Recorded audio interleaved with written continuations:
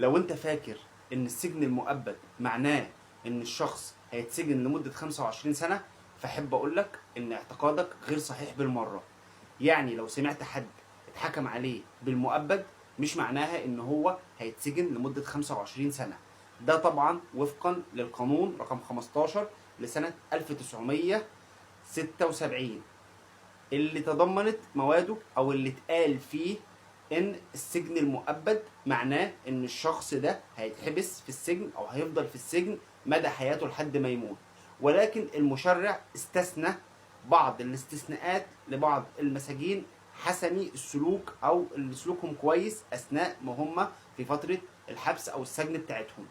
فلو هو محكوم عليه بعقوبة سالبة للحرية غير المؤبد، ففي الحالة دي ممكن يخرج في 3/4 المدة.